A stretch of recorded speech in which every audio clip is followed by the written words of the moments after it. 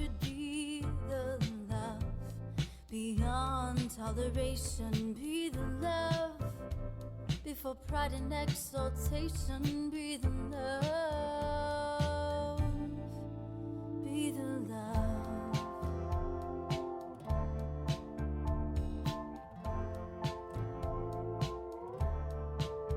Be the hope. You are listening to Be the Love, transcending through the shadows into a higher state of consciousness. We are souls on the journey, opening up the conversation to heal, awaken, and connect ourselves and the planet to a higher vibration of love frequency.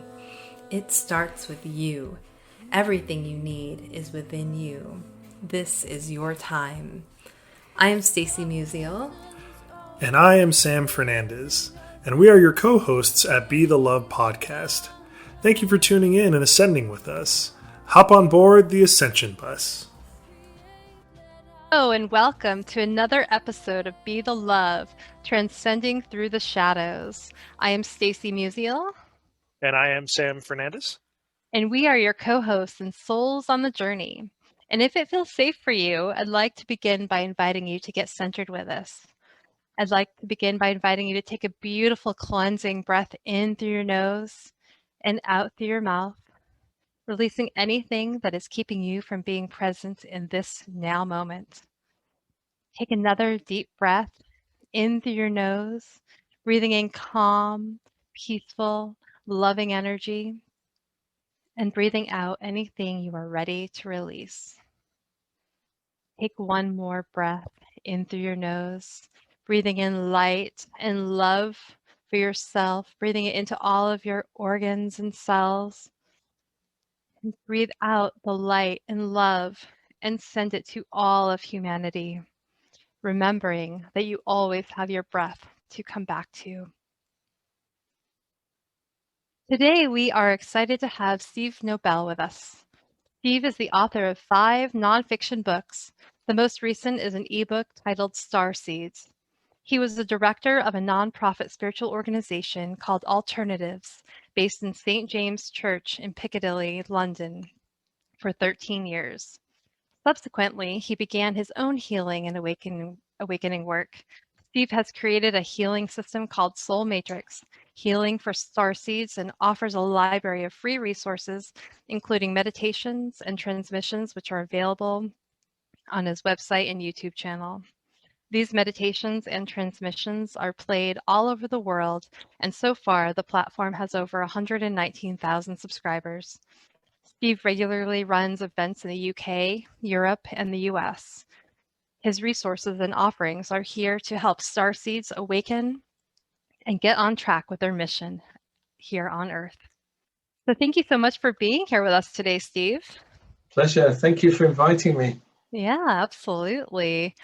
So let's just start out a little bit and with just telling us a little bit about your journey and what has brought you to this point.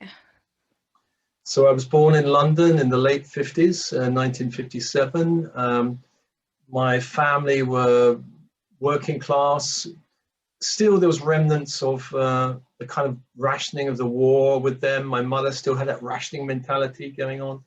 And I think when I was born, Britain was still in kind of reconstruction after the war, and my parents were evacuated because of the Blitz in London and all of that, all of this war. And so I came into this family, and I was kind of really interested in magical stuff from a young child. Anything magical, mystical, futuristic, alternative, I was really into it.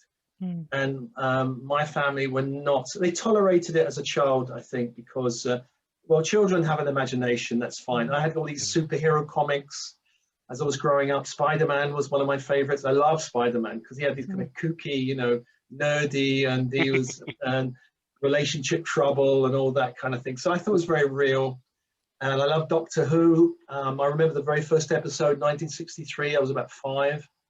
I then loved Star Trek. Star Trek was just, the first series was, amazing. And then I remember seeing it in color for the first time, the color TV. It's like those little phaser guns with ruby red light coming out. It's like, wow, this is amazing.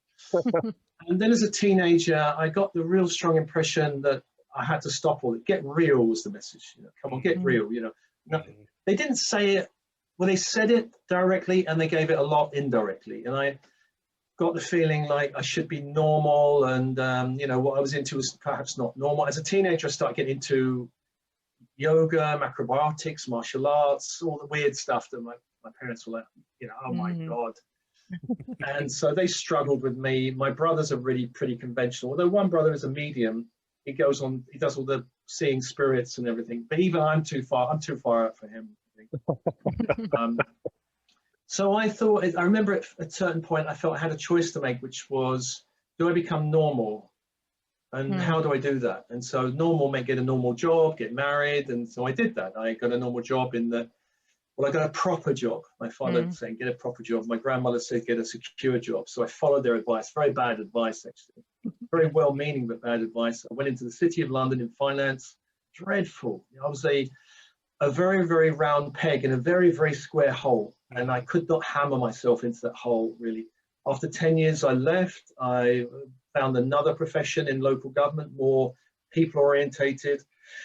And in 1991, my father died, and the spell broke, and that led to an awakening. I didn't really have the words for awakening. I started finding spiritual teachers, and one thing led to another, synchronicity. That was I didn't know the word synchronicity. I started finding flow. I didn't know the word flow. I met a teacher, healer, who said, we create our own reality. All these channels were talking about this. And I was like, what? It would just script my imagination. We create a reality. How do we create it? And I started experimenting, playing, doing all kinds of weird experiments in my reality. Does it work? And I found it works. You know, I did some very weird stuff that I wouldn't recommend people to do. Testing the universe. If this is real, this is going to work. You know, I think the weirdest thing I ever did was this was a few years into it. I was into parking angels and everything. You know, and that was great. All parking and everything was wonderful.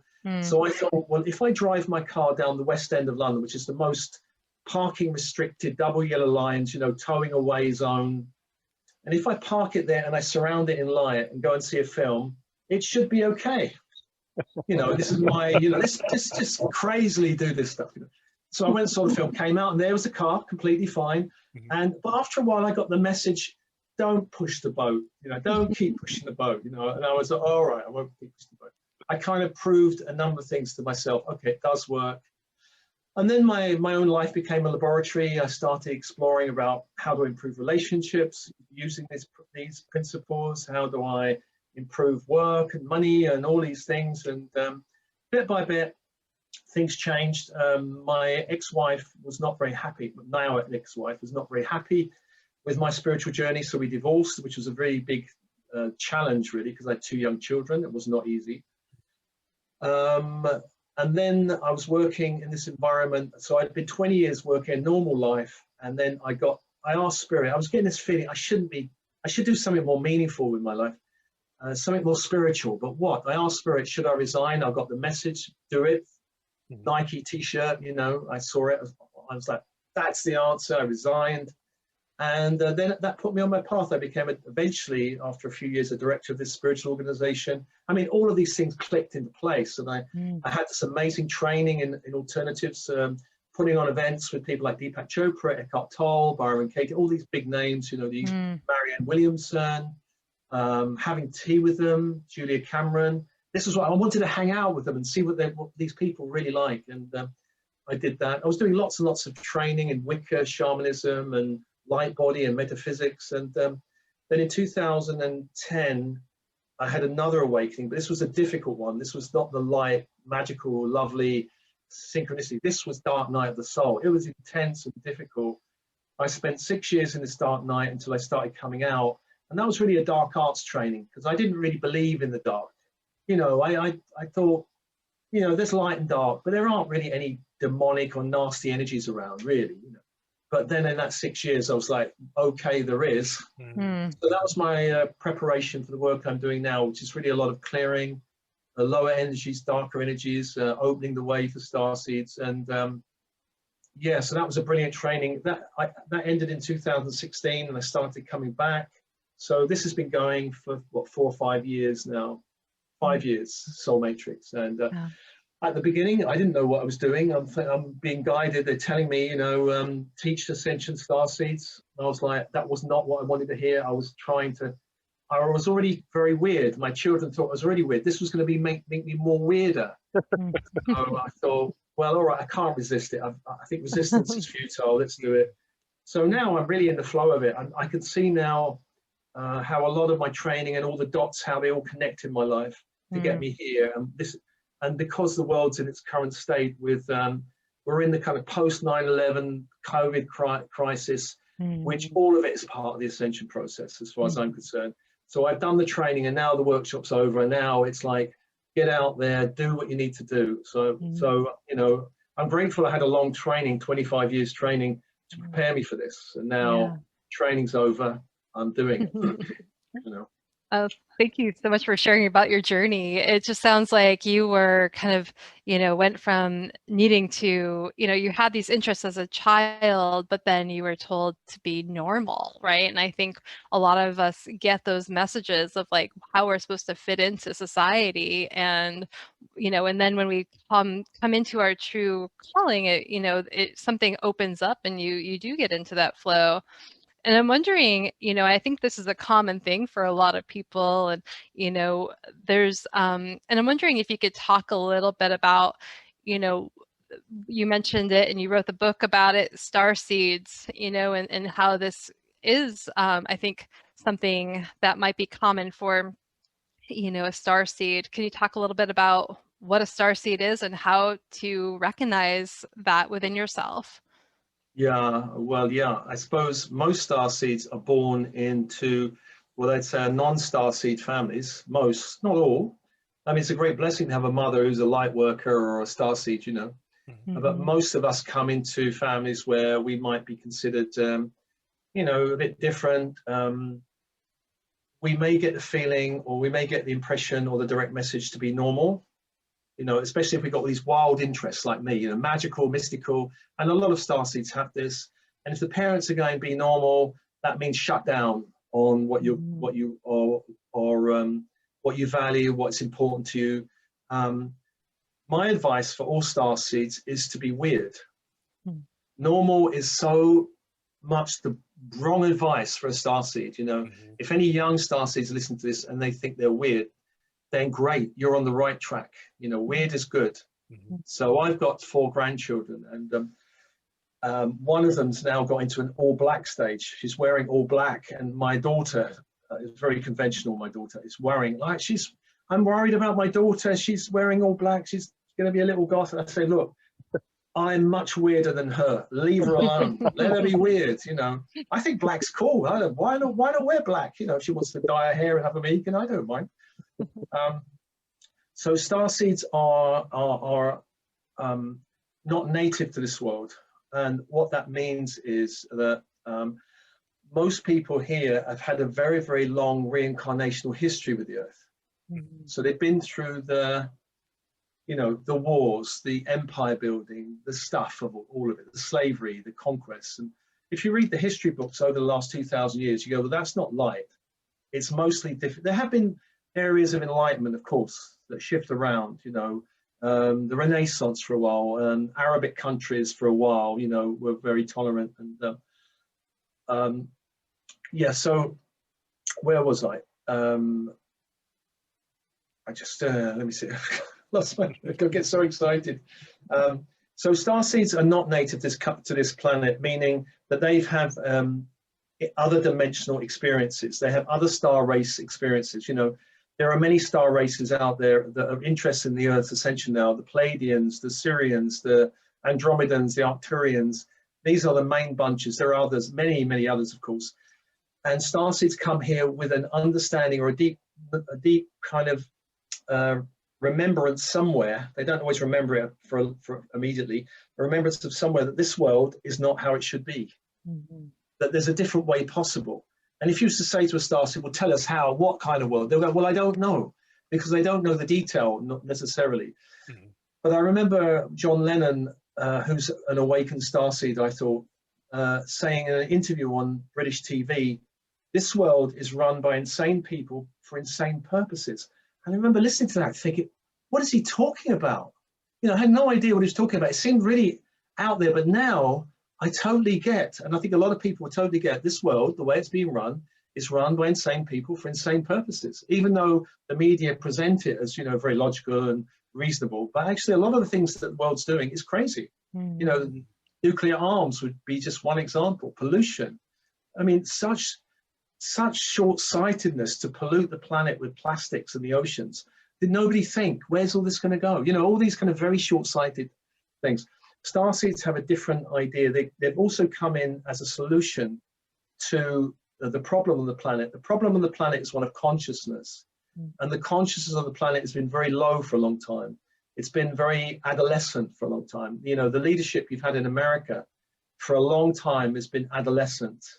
You know, Bush and, you know, I would say even, I might offend somebody, but I would say even Obama, even though Obama was loved by a lot of people for his liberalness, and people, of course, and loved his, very articulate. Some of the things he did was just not great, you know, but we won't go into that. That's a whole different story, you know, around the military, around drones, around all kinds of things going on there. Trump, you know, people have got their own opinions about him, of course. He is also kind of an adolescent leader in a way. You know, he's not, you just got to read him on Twitter. He comes out with the most craziest things sometimes. But I think he was someone that was not part of the dark, and we'll talk about the dark probably later.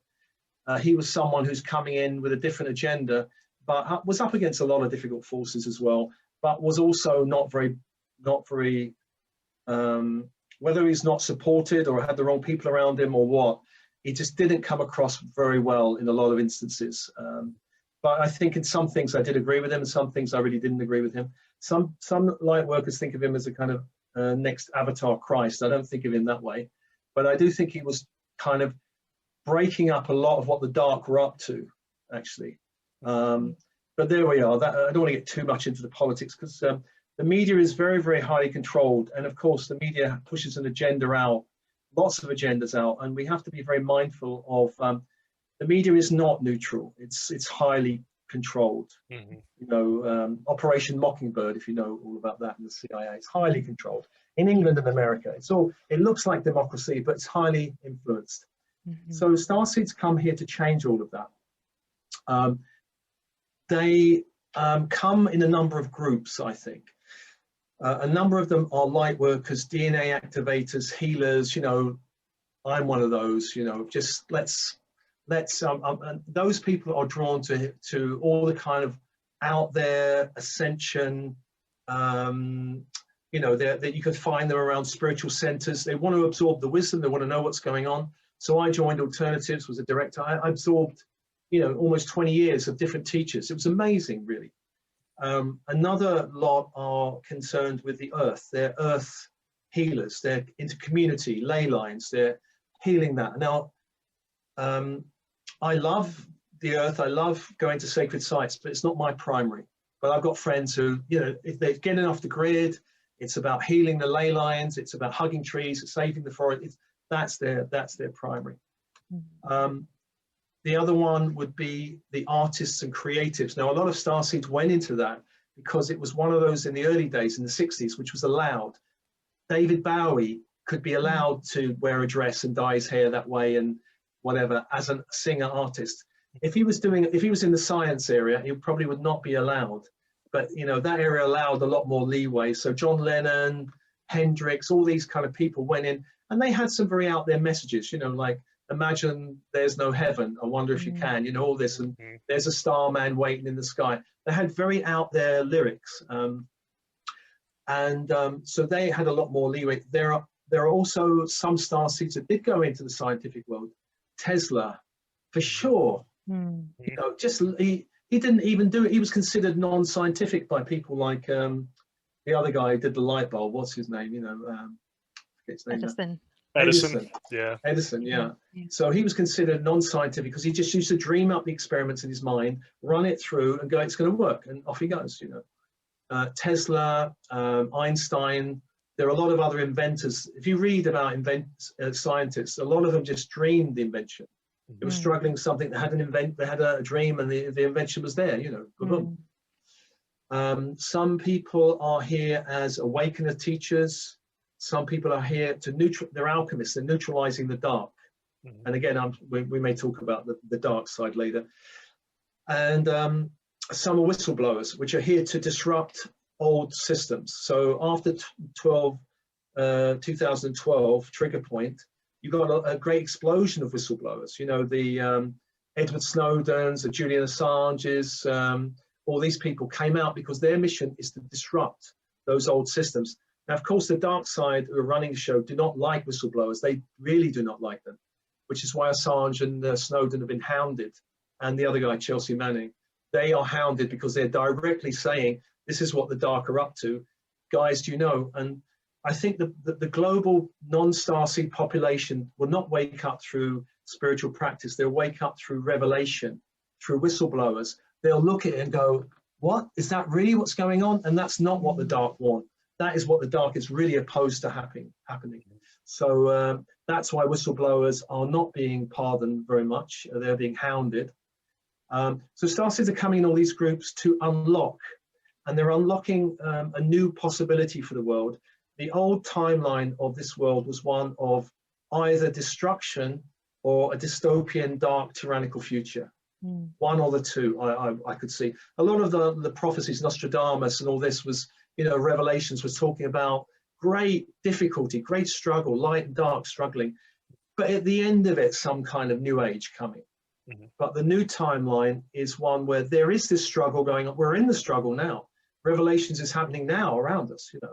This is the, you know, COVID is one of the horsemen coming out, riding around the planet, you know.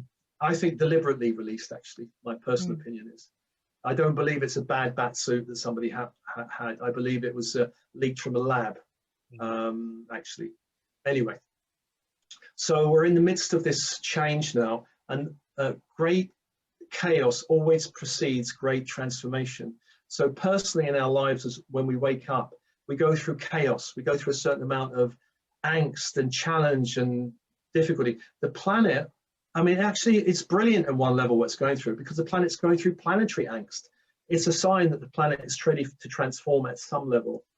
We have to see how it actually pans out, but we are going through global transformation right now, even though it looks pretty dark. But then again, yeah, I think if we had access to the real facts about this pandemic, we wouldn't be so worried about it. I'm not worried at all about it personally. I'm supposedly in the age bracket where I should be worried getting a vaccine. Personally, there ain't none of that happening for me. I've got no worries about it. But then I go out in the world and go, oh yeah, the world's in a lockdown. Of course, I don't. It's almost like I'm there in a different world to me. I've got no worries about it whatsoever. I don't listen to the news and all its nonsense and all its fear pandering. You know, I don't know what you guys think about it, and I'm sorry if I don't. Hope I'm not upsetting any feelings you have about it. But no, not at all. Not. And yeah, that's there's actually a lot there to kind of branch out with. A lot of fascinating things. One thing that really resonated with me that you were talking about, Steve, is the different like niches that us Starseeds could go into, you know, because for me, and I don't know a whole lot about Starseeds, but you know, I do believe that I am one, but I've been so connected with the earth, you know, and the way I understood until, of course, you just explained it, was you know, Starseeds, they are more, you know, interested or nurturing or whatever of the universe and the planets and, you know, everything out there, not so much what's happening here, right? But when you were talking about the Earth Starseeds, I mean, that really, you know, that kind of rang a bell for me. And I think it's really, really, for our listeners, I think it'll really, really benefit a lot of them, because you know, that you don't necessarily have to go into a specific healing arts. Like if you believe you're a Starseed and Reiki doesn't resonate with you, or, you know, light work doesn't resonate with you, or something like that, that doesn't mean that you're not a Starseed. That just means that you just need to go into a different avenue with it, like maybe being a scientist, you know, or you know, being a public servant, you know, or maybe even into politics in the right way, you know. So I found that really fascinating and refreshing that you said that, and also too that you were talking about, you know, our transformation and the Earth's transformation. You know, because one thing that me and Stacy have talked about quite a bit is how we're not the only ones that are ascending into 5D. The Earth is also ascending into 5D. You know, and yeah, I think that's pretty incredible, and I also think it's really incredible too that, and this is just my personal opinion, but um, that, you know, one ascension does not beget the other ascension. You know, if we, and please correct me if you think I'm incorrect on this, but if, you know, we start to ascend and then we hit a snag or something, that doesn't mean the Earth stops. The Earth keeps going. You know, it's all energy, but it's separate entities. Does that make sense? Can you talk a little bit about that too, or am I just kind of off the reservation here? Yeah.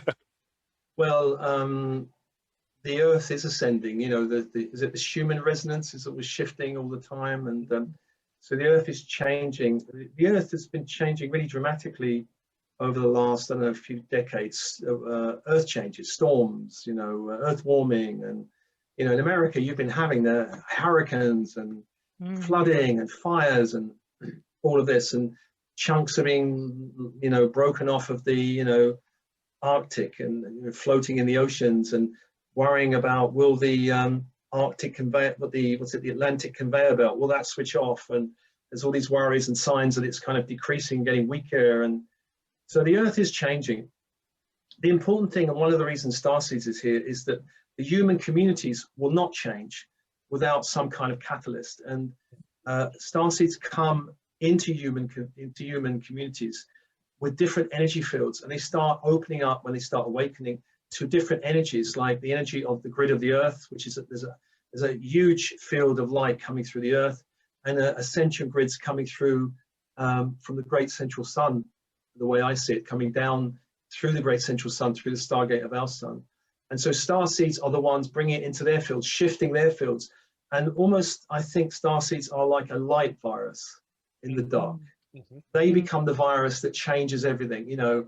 Otherwise, the world will go on doing its crazy stuff. But as more and more Starseeds are being birthed here, and from what I understand, is that the percentage of Starseeds back in the 70s or 80s would be less than 1% of the planet.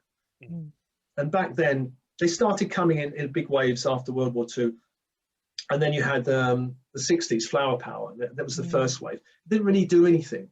It kind of broke against, you know, the dark forces broke it up. You know, the Vietnam War happened, and everything was distracted. But it kind of splintered into lots of little you know, lots of spiritual teachers and communities and everything. So now we have this ascension process where a lot of people are waking up. Starseeds are coming in increasing numbers. So from 2012, I understood that Starseeds would be born at the rate of 1 in 3 on the planet. So that means very soon you'll have 1/3 of the population of the world Starseeds. That's huge. And then from 2050 something, the rate would go up to maybe around 2 in 3. And then around 2070-ish, the rate would go up to everyone. So I think something around that point, I'm not exactly sure, we can't be exactly sure, but around that point, only Starseeds would be here. Can you imagine the consciousness of a planet where only Starseeds was on here? So that's the real revolution, because in every aspect of life, from science to technology to healing to medicine to everything, everything will be changed. People will start questioning, why are we doing it this way? How about doing something else? You know, these old systems like medicine, you know, are very traditional and conservative. Or things like big pharma. You know, I think Starseeds would revolutionize that, because big pharma is very up for change, because, you know, especially with this pandemic and how they're operating, pushing out highly experimental stuff onto the planet and reaping billions. I mean, at some point after it all passes, people will be asking some questions about that, I think. So I see that every dimension of life is going to change, even though at the moment we're in the midst of the global change. At the moment we're in the midst of transformation of chaos or volatility. It's volatile at the moment. So we look out in the world and go, is the world okay? Is it world going to blow up? Is the world? And it's just very, very volatile. Where you get two streams of energies meeting, a new light stream, like a river, meeting an old stream, it creates a lot of, have you ever seen two rivers meet? It creates this kind of turbulence. So we're in this turbulent energy now. And I remember one thing that kind of struck me years ago was when I was a teenager and I was into Christianity and trying to make sense of it.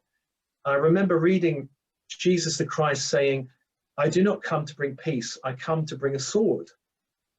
And I used to think, why would he say that? But now I understand it, that his light would bring a great volatility on the planet. He didn't create peace. Actually, from his birth, we had more violence because of religion than ever before. I think his birth really promoted a lot of violence. Not that he was the cause of it, but it was just the volatility on the planet, light and dark meeting.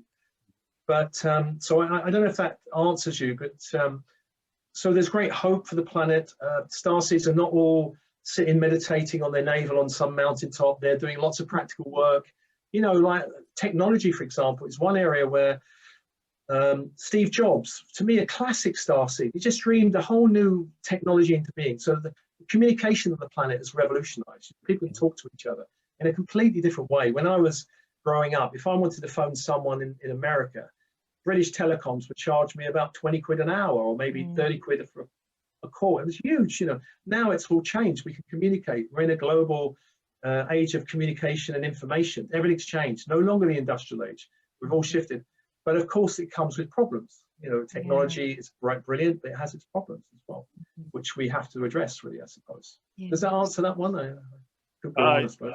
I think that definitely answers it. And I just you know, I agree with you know, like you were talking about the two rivers meeting, you know, and that's really interesting. The you know, quote by Jesus, it just has me thinking a little bit that, you know, for me, and I think for a lot of people that are listening, and especially you, as you were talking about, you know, there was, when we were growing up, there was a black and white, you know, and we tried to kind of conform ourselves to that black and white, you know, and then you were talking about like dark energies and demons and stuff, and you know, those being actual entities, and that I agree with. I've witnessed that myself too. However, you know, I also am a firm believer that without darkness, there can't be any light. You know, there has to be that yin and yang. There has to be, you know, that turbulence, right, in order for any type of real change to happen. So, you know, people, you know, talking about the pandemic and, you know, how it's such a negative thing, even though I think it was brought out in a negative way. However, the results, it seems to me anyway, are becoming more positive, because there are more star seeds and more, you know, highly sensitive people, more, you know, spiritual warriors that are coming out to the forefront now. And it seems like that, you know, now we kind of got, you know, the message, you know, the horn of Gabriel, so to speak, that it's our time to move forward. You know, we're not in the shadows anymore. You know, we're not back here, you know, wondering is my practice, whatever I do, is that just going to freak people out? This day and age, it's more like and if it freaks people out, then fine, but I have a better good. You know, my purpose is greater than my fear. And that's just kind of, when you were talking about that, that's just, you know, kind of the message that I got from that. Yeah. Well, the game is changing. You know, I think that the game on this planet for a long time has been, certainly for quite a few thousand years, has been, we grow through opposition to the light. So the light comes here and it's opposed and suppressed and bumped off and blocked and ridiculed. That's been the game. So you get a master like Jesus the Christ comes, his message is given, he's maybe killed, maybe not, we don't, who knows for sure, there's all kinds of theories about that, but his message was kind of hijacked and grabbed and twisted. So, you know, a message of love becomes almost like the cross leading the army into battle. So many battles fought with a message of love. How is that possible, you know? But anyway, that's the nature of the game. So in this game, which is changing now, because the game is changing from being predominantly ruled by darkness, which means if you're a light being shining your light, the dark will come and probably tread on you and kick you, and witch burnings and inquisitions and all that. That wasn't love and light. That's a hard game to play, but now the game's changing. The rules of the game is changing. The rules of karma is changing. The rules of reality creation are changing. Everything's changing. But there's a whole group of people on the planet who are controlling the planet that say, we don't want this game to change. We're not allowing it. Even though they can't stop it ultimately, they don't want to allow it. And they're doing everything possible to stop the game being changed. Yeah. And because it is a game at one level, it is illusionary, but at another level, it's also real. It's a paradox of, it's illusionary, but it's very real. Like 9/11 did happen, and 9/11 kicked off a massive war for America for 20 odd years, and the Middle East, and a lot of people suffered. It's illusionary. And yes, we do survive the body, and we do come back again. And we could say, well, it's okay, I'll come back. But at another level, we don't want to lose the body. We don't want to be in some war. We don't want to go into that kind of thing. So the game is changing, but the dark are doing everything to keep the planet in low vibration. So the new game is a higher vibration. And the dark is saying, no, we're not allowing that. We're going to keep you in low vibration. And so that's the thing, is that for Starseeds, they have to play by a different set of rules in a way. This is a bit of a tricky one, because if anybody with a low conscious hearing that will go, what, are you trying to break the law or something? But I do think that there are higher laws that transcend even the laws of this planet. Because a lot of laws have been made, which actually, it was, for example, quite legal to persecute Jews in Germany, in Nazi Germany. There's all kinds of rules which you say, well, they're the laws, but are they of the light? Are they of a high vibration? Do they serve everyone, or do they serve a small group of people? And that small group of people, which some people call the Illuminati, the Cabal, or the 1%, or whatever, they have tremendous resources. They have tremendous influence. They have tremendous organizations. Starseeds are not basically organized. We're kind of it's a bit like the 60s flower power. We're here, we're doing love light, doing our work, but we're not really organized. The dark are organized. They know the planet. They've got all these organizations. They've got threads in governments, corporate worlds, military. They're highly organized. But even so, the game is changing, and they can't stop it, because everyone comes here for growth. And we can grow through even this period of game change. As the light and dark are shifting quite strongly, we can grow quite fast, Starseeds are here for service, growth and service. So we can grow a lot, we can serve a lot here. That's what we're here for. And so it's a great opportunity in this game of light and dark, and the game shifting. It's also, it helps us to make choices. It helps us to align with our authentic self more strongly, because the choice is, who are you going to choose? Which timeline are you going to choose? Which direction are you going to choose? Are you going to choose the fear and all of that, or are you going to choose something else? I mean, we're being presented with quite clear choices, I think.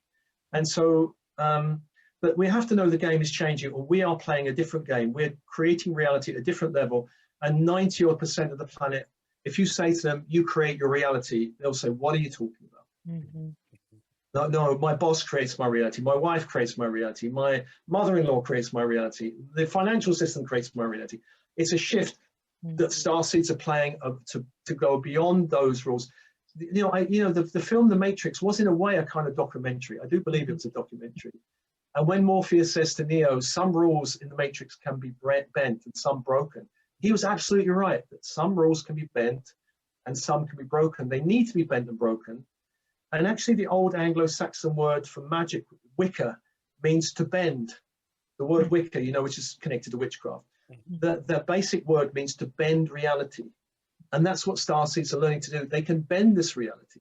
So whether it's health, whether it's money, whether it's relationships, all of it can be bent for their, to serve themselves as well, of course, but to serve the greater good as well.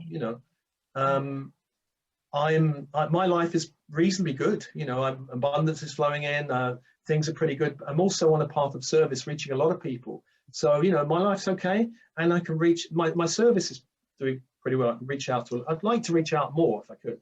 But you know, it is what it is. Yeah. I'd like to get to 500,000 Starseeds on my YouTube channel. Yes, Then I'll absolutely. be totally swamped with emails. I think, yeah, would definitely. I know your channel is definitely reaching a lot of people, and you know, I can see as more and more people wake up, they will be more attracted to that. And I'm just, you know, when you were talking about the river and you mentioned timelines and everything, and I know, you know, from what I understand, you know, and I've, you know, as far as like timelines, that we have shifted over to this new timeline. So there are two timelines currently in parallel. There's the dark side and then the light side, and who's ascending, and we have choice in creating our reality, and who, you know, jumping into the light and continuing the ascension process, clearing the karma, you know, reaching our soul's potential.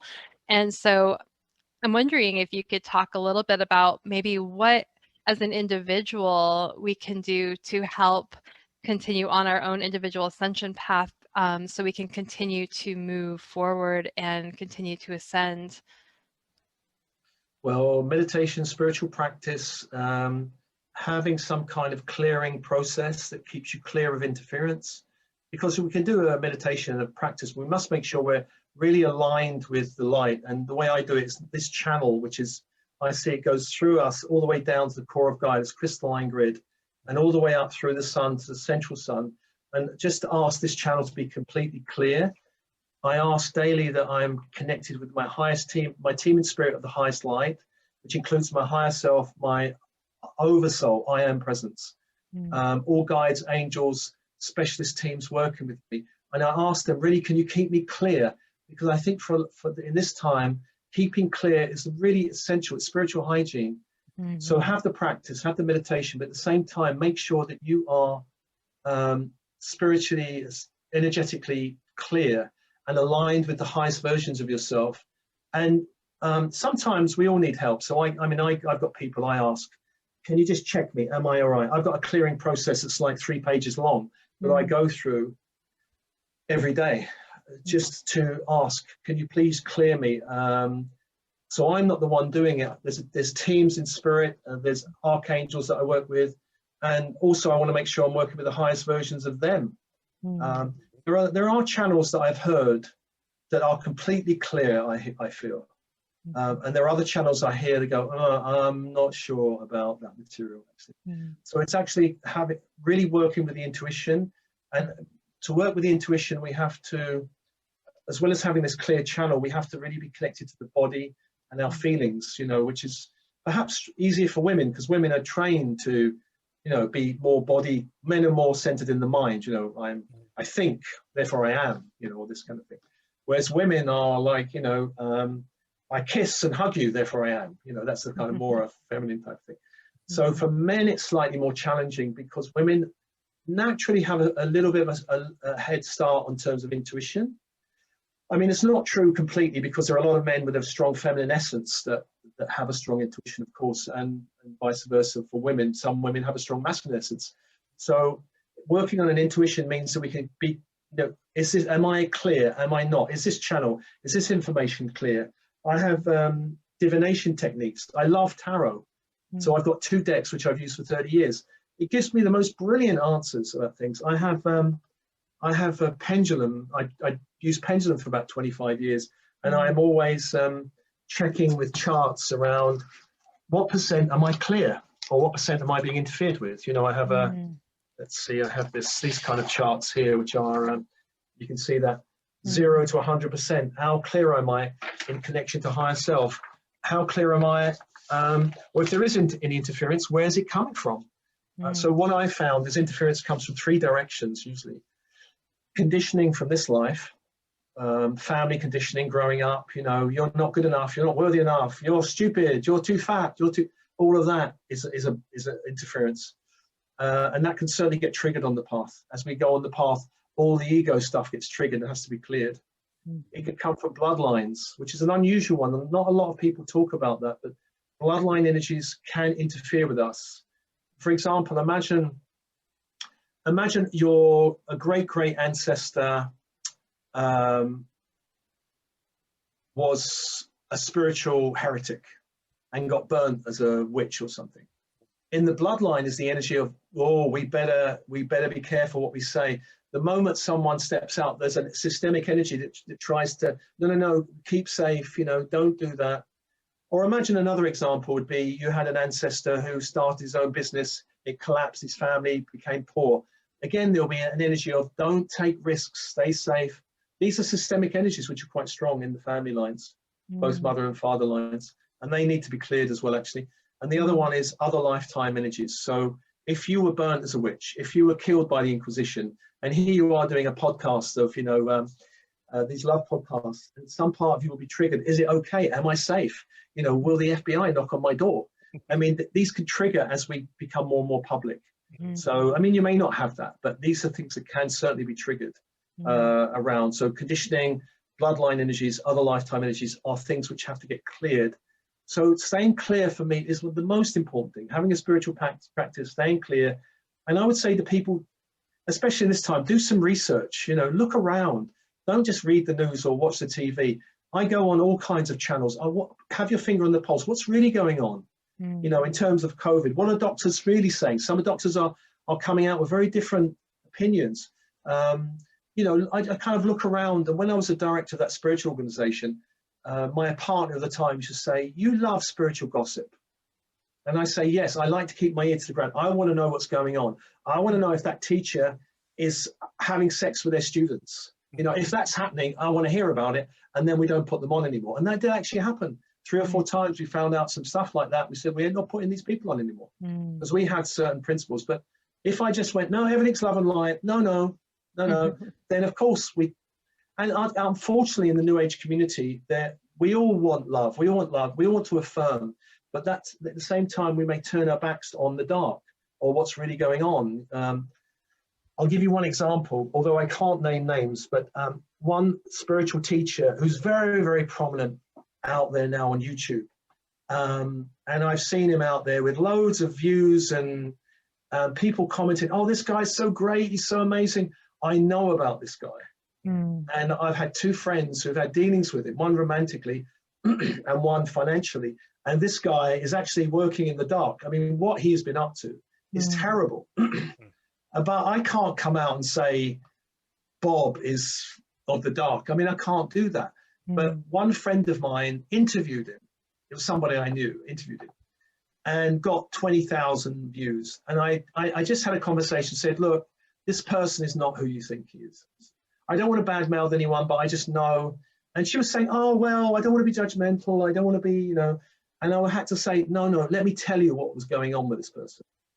She still wouldn't have it. She was still like, no. And I'm going, okay, well, I've told you, leave the video up. It's fine. I mean, it's a difficult area because we don't want to be judgmental. But if we know someone is what I call false light, which means they look and sound amazing, but actually what they're doing behind the scenes is not congruent with what they're saying.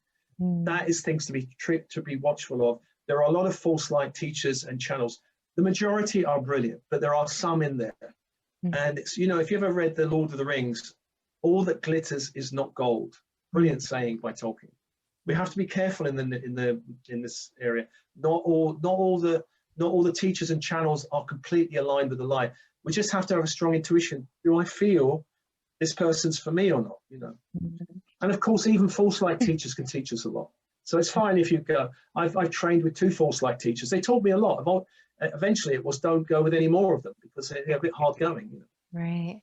It sounds like too, maybe just as you're ascending, as you're clearing, you're getting more aware and conscious of who's coming into your field and being able to pick apart those people.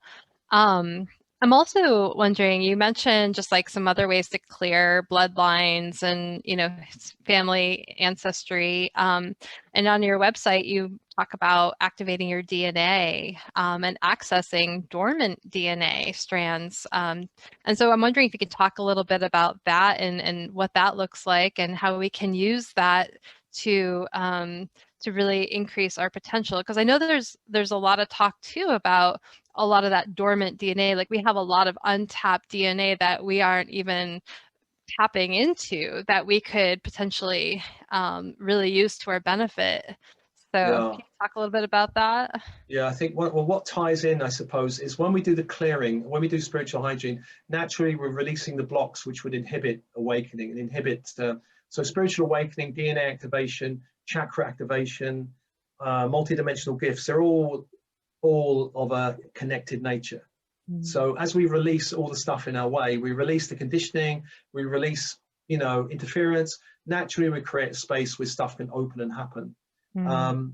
But when we start doing spiritual practice, and there are some spiritual practices which are dedicated to DNA activation. There are meditations dedicated to it. DNA activation and chakra activation. Mostly people talk about 7 chakras. On my channel, I talk about 12. And those 12 chakras are linked to different dimensions. They're linked to 12 stranded DNA. And some people talk about more than 12 strands, which is fine. Some people bandy all kinds of numbers, 144 strands of DNA. I think it gets a bit more one-upmanship. Who's got the most strands of DNA than, how many strands have you got? Somebody asked me that once and I'm like, I don't know, I've not checked, but so as we start bringing more light into our nervous system, as we start bringing more light into our chakra system, the chakras start to evolve from cones, these models of cones front and back, you've seen these models, to spheres. And the chakra colors start to shift and change from the traditional system to other colors. The chakra itself has more interconnectedness between different dimensions. They have more layers, I see each chakra having 12 layers, levels, and dimensions. They interconnect with everything else. So as we open up these 12 chakras in our body and outside of our body, 12 main chakras and a number of minor ones which are coming online. So for example, the minor ones coming online there's the higher heart coming online, this one between the heart and the throat's coming online, which is really unconditional love, because the heart is social love. Hey, here's my group, here's my friends, here's my tribe. But this one is more the Christ one of higher love. I just love people for the sake of it, for the sake of it, because this is what I'm here to do. I just love. The energy of love is a service. There's one at the back of the skull, base of skull, called the Well of Dreams. This is around manifestation. It's a minor one coming online and linking in with all the chakra system. There's another one at the back of the head called the fourth eye, whereas you've got the kind of third eye, but there's one more here coming, the fourth eye. And then there's chakras above opening up online. And as these open up, you have stronger access to the Akashic records, to teams in spirit, to archangels, to your multidimensional nature, this universe, other universes. It all kind of starts opening up. It opens up at the pace that you can handle, And then there's chakras beneath the feet, which connect us to the bloodlines, to the earth, the crystalline grid of the earth. So we have this whole energy field which opens up. And as our field opens up, as our chakras come online, as the DNA starts to awaken, anything in the way, any interference also comes up to be cleared. So I found the last 25 to 30 years, intense awakening, intense clearing. It's like light comes on, more shit comes up. The light comes on, more shit comes up. And I'm like, when is it going to stop? I hope I can say shit. I hope it's all right. Absolutely. Well, you already did, so. I know. I asked for forgiveness. I'm sorry. So I'm finding still, it's layers of an onion. Oh, and more layers open, more gifts come online, Yes. So 4 years ago, I started doing transmissions. I never knew I could do transmissions. I thought, well, when it first came, I'm like, what's this? Who's trying to connect with me? What is this stuff? It took me 4 or 5 days to translate it. What is this? Now it's done quickly. I can do it really quickly because I trust the process. I know the process. Public speaking, writing books, coaching, running seminars, all of this stuff, running retreats, stuff that 30 years ago, I would have got someone said to me, you'd be doing that. I'd be going, yeah, right, okay.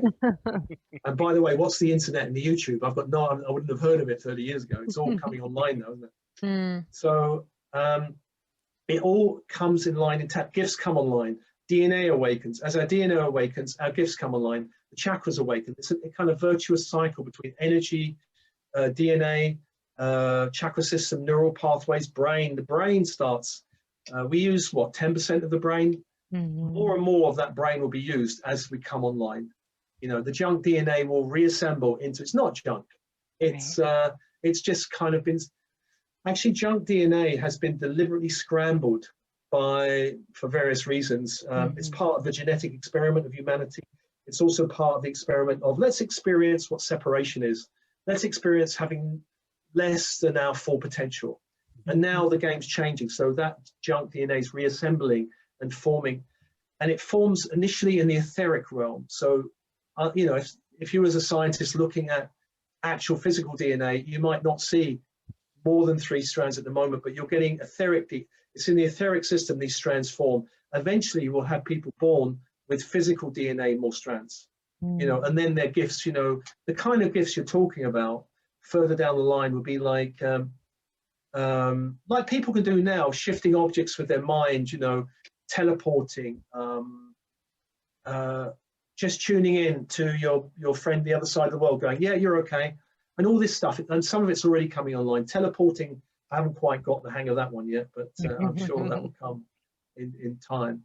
Manifestation increases. It's instant, you know, very quickly now. The higher your vibration, you don't have to do endless mantras, chanting, vision boards, rituals, focusing for hours on what you want. You know, it becomes more instant, really.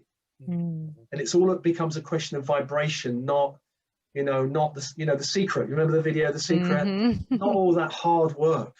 It becomes just like, wouldn't it be nice to do X, you know, and then somehow it happens, you know. It's more like that for me now. Wouldn't it be nice to, for example, I've wanted to develop an app for a little while, a free app, and I started to develop it. I met some guy and he started to develop it. Then he had a Kundalini awakening spiritual meltdown and the project stopped. So I'm like, oh, maybe I'm not ready for this yet. Maybe the world's not ready for it yet or something. And now I've been connecting with 2 other people that's going, I work in Silicon Valley, I can help you. I'm like, oh, okay. So maybe the project will start kicking off again.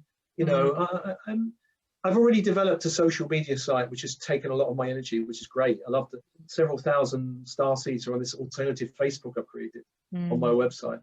So really, maybe I can't do 2 things at once. Maybe it's a question of timing. I have to wait for the right time, you know, but it'll come when it's ready, I suppose. So I don't know if that answers you. The clearing, all of that stuff is in alignment with awakening and multidimensional gifts come online. For example, you know, when I was I saw a healer in 1998, and this healer said to me, you have been a high priestess in Atlantis, the high priest in Egypt, blah, blah, blah, all these other lifetimes. And I listened to that thinking, if that's true, then all I've got to do is remember it. I don't have to relearn anything. And I think for Starseeds, a lot of training that they do is actually more about remembering stuff they already know, rather than learning completely new stuff, you know. I think when you come into that thing, it's almost feels like, oh, I've done this before. This feels right and natural. And so kind of going in line with that, I'm wondering, because I know you mentioned on your website about doing just some work with people about helping them activating their soul plan. I'm wondering how you work with people and what that means and how you help someone activate that, their soul plan, and how we can really potentiate our highest self and the purpose that we're here for. Yeah, it's a key thing for all Starseeds is, what am I here for? And a lot of questions I get is, I don't know why I'm here. I know I'm here for something. I don't know what it is. Well, there are clues to that. For one, everything that you've dreamed about or have dreamed about when you were younger, as a teenager or as a young adult, has clues in it. You know, when I was younger, I dreamed about space travel. I dreamed about meeting other races, star races, you know, alien races. I love the old Star Trek idea of some federation. I thought, isn't that cool, federation? And I was also very much drawn to the dark side, because I think part of what I've been doing is about neutralizing the dark, which is why I was very drawn in my early years to dark stuff. You know, I used to watch vampire films. I don't know why, but yeah, but now I do. But now I do know why. But I was fascinated with the dark side and about really neutralizing. How do you neutralize the dark? What's meaningful? What do you feel passionate about? These are all clues to where you're going. What do you value? So these are all kind of standard conversations. They're not particularly spiritual conversations. So when I was working in the corporate world, I had no idea what values was. And then when I was in my mid-30s, I heard a spiritual channel talking about values. What do you value? And I was like, what is that? And I started researching. I did a process on it. I found I value freedom, spirituality, creativity, ongoing learning, and community. Those are my 5 top values. So it's important to know, what do we really value? Absolutely. And when I looked at my work in the corporate world, was there any freedom in that? 0. Any spirituality in that? 0. Nobody would talk about it. Any learning? Very little, only in a very narrow band. Any creativity? 0. Any community? Well, if I like hanging out with bankers having a drink, which I don't. So 0, 0, 0, 0, 0. When I became a director of alternatives, it all ticked every single box. And I felt a fire in me. And I realized it's because I'm doing everything I'm passionate about, everything I value is kind of ticked. So what we value, what we're passionate about, what we dream of doing, what we're drawn to. What the other one, which is interesting, is where we're challenged. What challenges us? Because where we're challenged is often a clue to where we're going. So, for example, if you're challenged by relationships and love, then let's say betrayal or abandonment or rejection. The other side of that might be some positive gifts of love that you come to open and expand. So if you feel abandoned and rejected, which I had some of that in my early years, community, connection, finding my tribe. Yay, I find the tribe. I'm on fire. Yay, I love you guys. You're the right tribe for me. When I was younger, I didn't have a voice. I felt I have no voice. My father said, just get a job. I was a cog in a machine. Nobody wanted to hear my opinions. They all thought my opinions were weird anyway. I remember working in the bank saying, what's the efficacy about lending all this money to third world countries that can't afford it? And I was told to shut up because just think about the bonus and why are you worrying about it? And so, I had no voice. Now, can't shut me up, as you can hear. YouTube, blah, blah, blah, blah, blah, because the challenge was so strong that it kind of motivated me. Right, yes. No one's going to stop me speaking there. I'm just going to get out there. I don't care. Even my children think I'm weird. They go like, Dad, what are you up to now? And I say I'm up to no good. And I make them laugh about it. But, they know. Dad, what are you talking? My daughter phoned me up 3 or 4 weeks ago. That she works in the school. The caretaker in her school started doing my meditations. So her best friend is his wife. So they've been chatting. So she phones me up and said, Dad, what's an awakening? Now, it's very hard to explain to my daughter what an awakening is. Dad, what's an 1111 gateway? Almost impossible to explain it to her. What can I say to her? I did eventually send the Wayne Dyer film, The Shift, which is a very grounded way of talking about an awakening. I thought, well, then probably understand that. So, So where was I? What was I talking about? I've lost my track now. Oh, yes, you can't stop me. Challenges. If you're challenged in any area, it points to the gift. So whatever the major challenge is, points to the gift. So in my life, I've been challenged by psychic attack a lot. Had a lot of different psychic attack. The gift is kind of like Harry Potter, the dark arts training. I had a dark arts training in psychic attack. I've had it every which way you can think of it. And I'm like, that's unique. I haven't had that one before. And, that it can come in different ways. And what causes it? What in me do I need to heal to stop it? And all of that. So that's been a whole thing. So where we're challenged is our gifts. It points to our gifts. It's the venom that comes to awaken something new in us. I'm a Lord of the Rings fan. It's Gandalf falling off the bridge of Khazad Dûm and falling into darkness and being reborn as the White Wizard.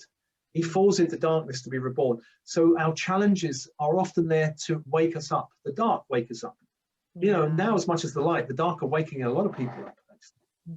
So does that answer anything about? Absolutely. Yeah. And it just sounds like being aware of what your strengths are, where your challenges are. I would, in my own journey, I've seen that as well. I mean, I'm a therapist by trade. So I'm used to listening to people, right? And so I'm helping healing and everything. And most recently I've been really called to do this work with the podcast, even though this is way out of my comfort zone. I haven't, been out here, and so, but it's fun, and I'm finding the energy behind it. And ever since we've put this podcast together, everything's just flowed really beautifully. Like, this is a mission, like we're supposed to be here. This is all coming together. And so it's been really beautiful to see and just awaken up that side of my own potential. So I can definitely do that. Well, yeah. I think another statement that might help some people listening to this is a magical statement in the witchcraft world. They say, where there's fear, there's power. And we're encouraged to face our fears. That means fear of public speaking. I had a fear of spiders, big fear of spiders that I had to face. I faced it in all kinds of ways. And I found it really helpful for the shamanic world because, I've met spider beings in the shamanic world, which become helpful beings. Of course, there are spider beings which are not helpful as well, but you have to learn the difference. So facing our fears is important. Every fear we have is a sign, go there. Face it and neutralize it. Go and face it. It's stepping out of the comfort zone, stepping beyond the familiarity zone. Yes. When we step beyond, we find that's where our gifts activate, not in the zone. Right. A lot of people say, well, I am changing my life. Where they're not really changing their life. They're changing the furniture, changing the position of the boat in the harbor to get a nicer sunlight. They're not going out to sea. They need to go out to sea. They need to change the location, not just move the things around. Get a new boyfriend, get a new job, and nothing's basically changed. That is not the going out the familiarity zone. That is facing your fear and moving through it. And the journey will do that. You can't avoid it. You cannot avoid it. Yeah. Absolutely. And so I'm wondering if you would take some time and lead us through one of your meditations. I know you've got quite a selection online, and they're just so beautiful. And so I'm wondering if you could lead our listeners through one of them. Yeah, well, I had a quick think today when I was thinking, what do I do? And it kind of came to me. So what I'm going to ask you guys to do, and also maybe your listeners to do, is to think of one intention that is important. One intention around where you want to move to, maybe through a challenge to something else, maybe beyond that fear to something else, something bigger, something where there's more possibility, where you're being called to go towards. So if you guys everyone close your eyes, and I'm just going to put some music on here. And breathe and open, soften and relax. Breathe, open, soften and relax. And with your breath, invoking light from the universe around you. Light.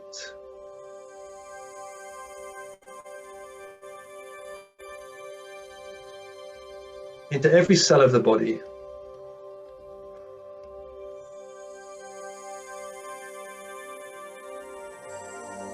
And on the out breath, releasing everything of a lower nature back to the universe, back to the light, allowing more of your own natural soul's light in the body.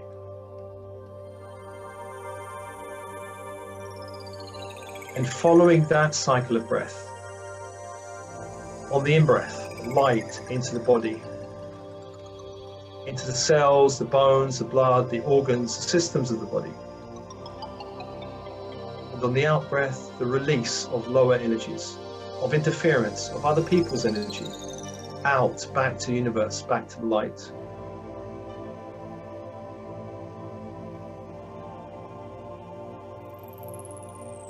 And let's call your team in spirit of the highest light and resonance, your higher self,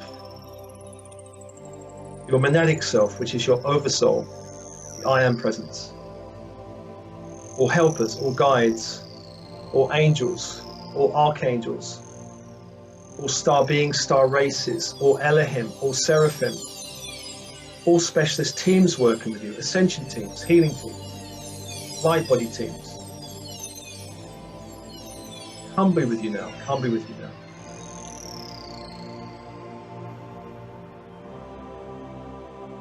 And feel the shift as you feel the connection of your team in spirit and all beings in the spirit worlds there to help you, there to support you.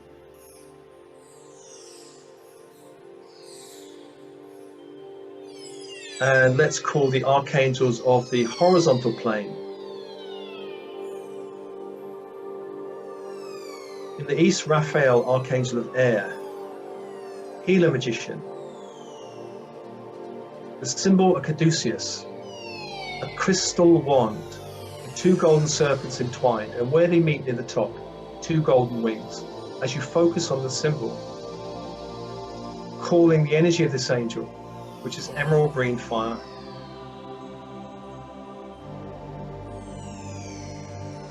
to hold the space, to hold the space. And breathe and open.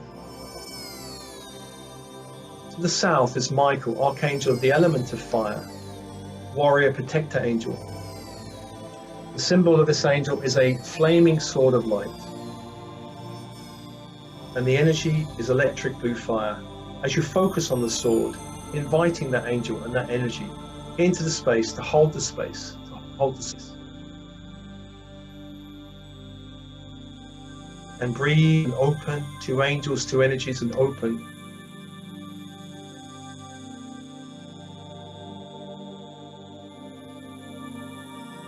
To the west is Gabriel, archangel of water, messenger angel, angel of the dream time. The symbol is a silver chalice. The energy, electric blue, the energy, diamond white fire. The energy, diamond white fire. Invite that fire like a waterfall of light, washing away all shadows, washing away all shadows.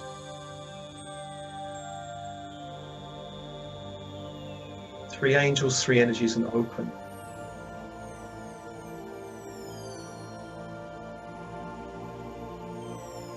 The fourth angel is Uriel, archangel of the north. Symbol is a golden pentacle, a five-pointed star in a circle of light. The energy, ruby red fire. As you focus on the symbol, call that light into the space, to hold the space, to hold the space. Four angels, four energies, and open. The circle is completed on the horizontal plane. Holding the space for you, four angels, holding the space. Let's call the vertical force angels, Metatron and Sandalphon. First with Metatron, from the great central sun, and all archangels from the great central sun, bringing down that Christ grid, a golden white fiery grid, down into the room, the space. Allow light to run through the walls, to run through the ceiling of the room, to run through the floor of the room, the door, the windows, closing the space off. Invite that light all the way down to your body, down to the heart. Open the heart. Allow light from the heart upwards to align with the great central sun. All chakras from the heart upwards to align with the great central sun. And open and breathe.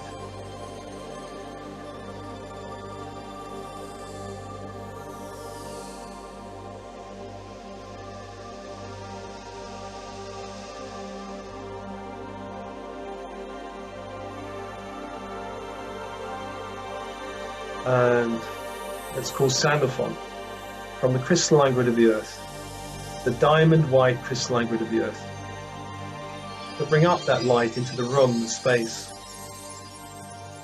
up to the feet, anchoring you into the crystalline grid of the earth. Invite that light up to the heart and anchor into the heart. Allow all chakras from the heart down to align with the crystalline grid of the earth, and open. Feel yourself grounded deep into that grid, deep into the grid, from the heart down. Open the inner channel between heaven and earth, allowing light to flow into your nervous system, expanding your ability to hold light. allowing light to flow into your chakra system, expanding your ability to hold light in the chakra system. Allow light to flow into the hormonal system, expanding your ability of the hormonal system to hold light.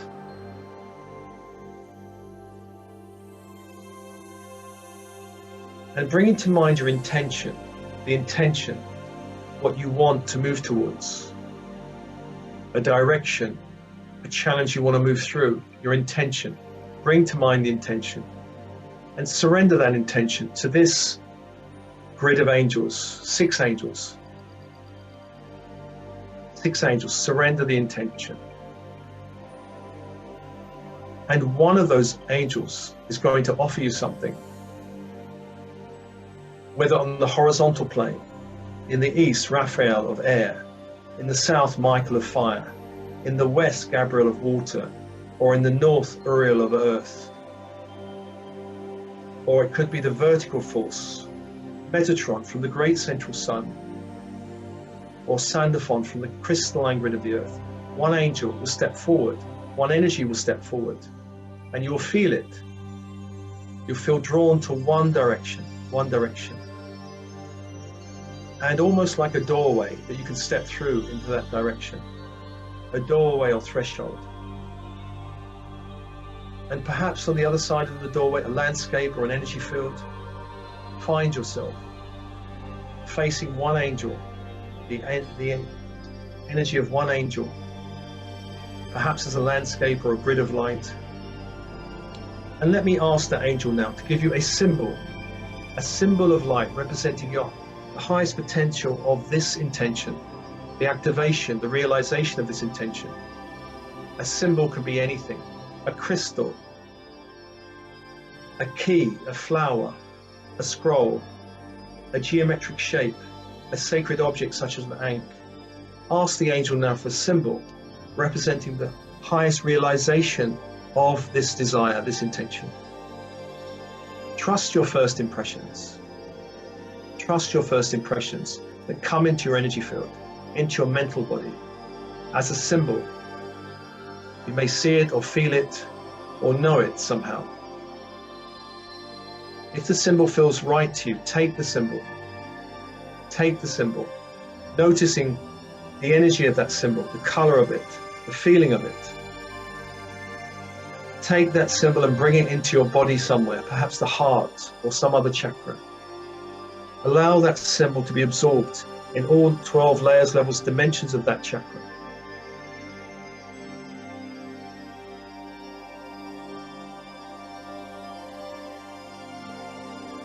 Imagine replicating the symbol and putting it into every cell of your body, so that every cell of your body begins to radiate this symbol, this light, this potential, this possibility for your reality. This highest desired outcome. Take the symbol. Maybe the angel has a message for you that's transmitted through light language or words or images. Open for a message, a transmission of light. See what wants to come, hear what wants to come, feel what wants to come.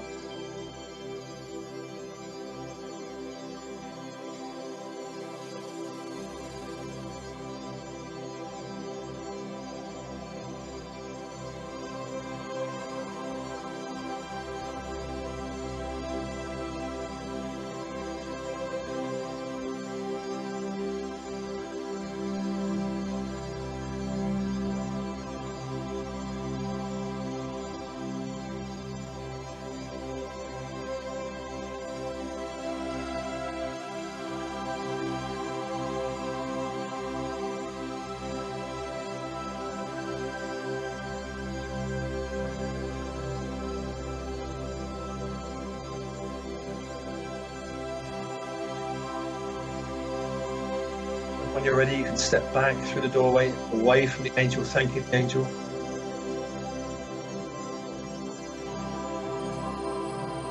Feeling a final transmission of light from the six archangels, holding you in love, holding you in love.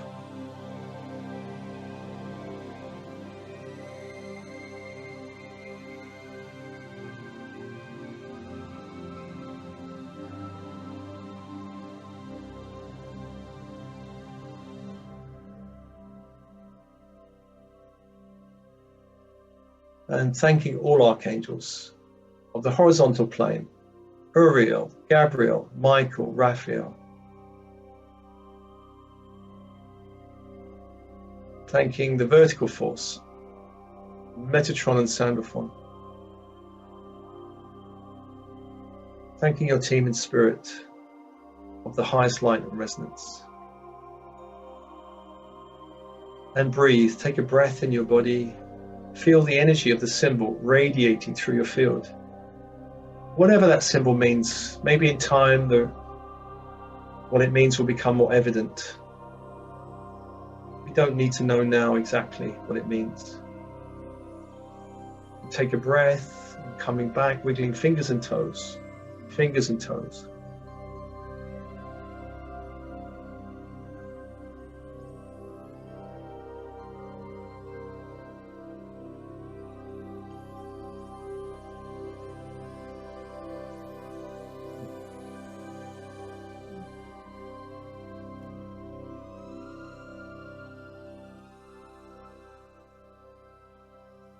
There we are. Well, that was absolutely beautiful. Thank you. Thank you. I always like to kind of share what I've seen whenever we have our guests, do meditations or exercises, and I feel compelled to share this. So my angel, one of my guardian angels, is Michael, and he visited me in a dream to let me know that it was him. So anytime I've done your meditations where we invite all the archangels, or other meditations where we invite archangels or guides, Michael always comes to me the most prominent. And of course this happened this time. My south is to the left, and as soon as you mentioned the angel that is supposed to give you a message, my left arm went really heavy and almost like numb. So it was almost like a nudge, like, hey, Right. I'm the one. Okay. But the symbol that he offered me and was actually really interesting because it's already something that I had. So one of our previous guests, his name is Dig. He does wood burnings, and he's just amazing at it. And he did this wood burning for me. If you could see it, it's beautiful. It's of a thunderbird, and that was the symbol that Michael gave me too, was the thunderbird. And for in my life, my life was kind of like yours and others, to where we were kind of put in this box, and for one reason or another, we weren't allowed to spread our wings, we weren't allowed to fly. And I think the reason why the thunderbird resonates with me so much is that that's what when I feel like bursting through my fears, or the darkness, that's what I feel like I'm gonna fly through it, kind of like just like the phoenix rising from the ashes, just busting through that wall. So I really just felt compared to share that. But I love your meditations, every single one of them. Thank you so much. Oh, that's good. Thank you. Perfect. Well, glad to be of service. Yeah, and I mean, that meditation was really powerful. The symbol I was given was the sun, and then all of a sudden, and I couldn't remember what was the angel of fire. Which one was that? Michael. Was that Michael? Mm-hmm. Okay, so there's also Metatron from the Great Central Sun. Okay, so I couldn't tell which angel it was, but I could see the fire symbol at first, and then all of a sudden I saw the sun, and when I embodied that, I had already the sun had embodied me, and it just came into every part of my being, and it just felt like I am here to shine that light. And so that was a really powerful. Oh, may you keep shining. Well, thank you. Brilliant. Well, thank you guys so much for having me. Absolutely. Time flies. Yeah. It was like 5 minutes I've been chatting. Absolutely. So, Steve, why don't you tell our listeners where they can find you and what you're currently working on?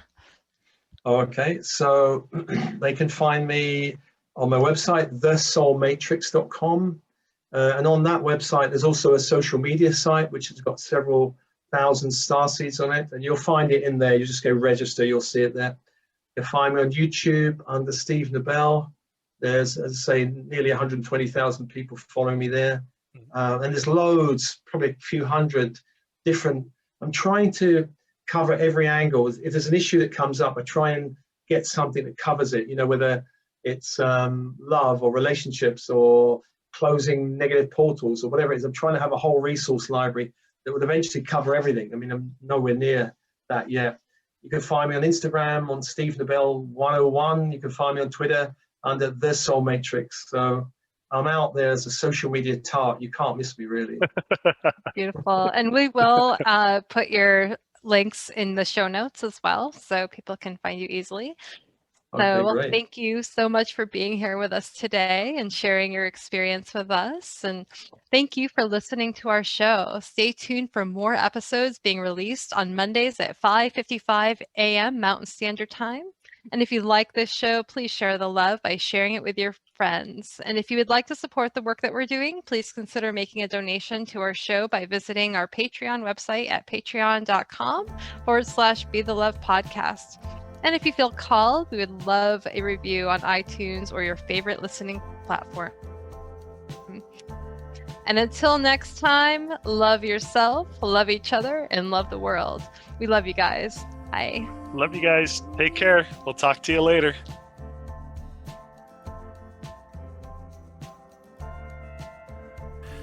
Thank you, Heather Lynn, for providing us with your beautiful song to accompany our show, Be the Love.